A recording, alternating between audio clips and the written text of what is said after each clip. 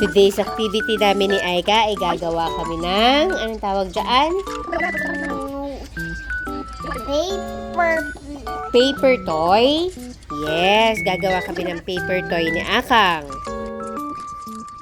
Alam niyo po ba mga mamshies, habang ginagawa ko to ay nakikilala ko ang anak ko na ang mga favorites niya, ang mga pinapagawa niya, pinapadrawing niya, and most ang mga pinapadrawing niya sa akin, yung mga nakikita niya po na kinakain ko din. So, lahat po pala talaga ng mga ginagawa natin as a parent ay nakikita ng mga bata kung saan natututunan nila lahat. Kaya habang ginagawa namin tong activity na to, nakikilala ko ang anak ko, nalalaman ko din as nanay kung ano yung hindi ko dapat ipakita sa kanya at yung hindi niya dapat matutunan. Alam niyo po mga momshies, nung turuan po ako i-honor ang Sabat, isama si Lord sa bawat hakbang po na ginagawa natin.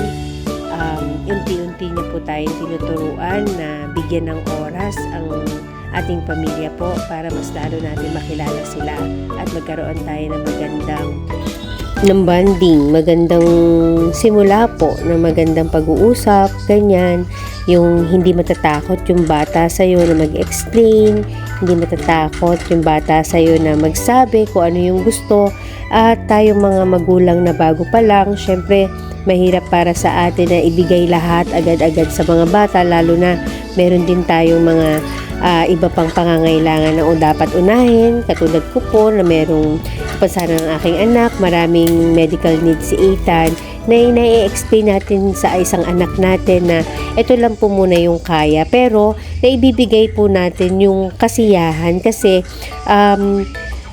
na ibabalanse po ba natin unti-unti, ganun po ba? Parang para sa akin po yun, parang it's a way po para sa akin na masabi yung totoo naman talaga na kailangan namin na magtipid dahil marami pong mas dapat pang mas importante pang bagay at naiintindihan ng anak ko yun, kaya kung ano yung gusto niyang ipadrawing sa akin, dinadraw natin. Di naman kailangan po na maganda kasi ang mga bata po tayo po ang magtuturo sa kanila.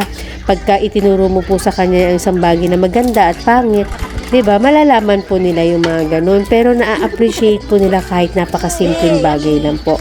Doon narunong na rin talaga silang tumingin kung ano yung maganda at cute, ganyan. Kaya kailangan po din talaga natin silang itanungin, diba? Hindi tayo pwede magdesisyon para sa kanilang buhay kung ano yung gusto nila. Kaya merong question and answer portion na natututunan, at masaya po ako dahil marami ako natutunan sa anak ko ngayon.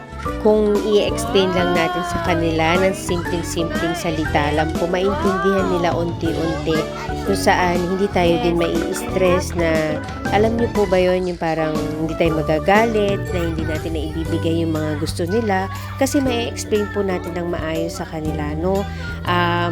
Syempre bagong nanay pa lang po tayo, lahat po ng mga na gagawa ko, itinuturo lang din po sa akin ng mga naunang nanay na kaibigan ko po. Ayun po, at lalo na yung mga malapit kay Lord na natatanungan po natin. Ayun.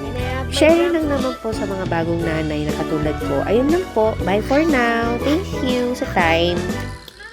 Yummy! Thank you! Order po ako ulit tomorrow,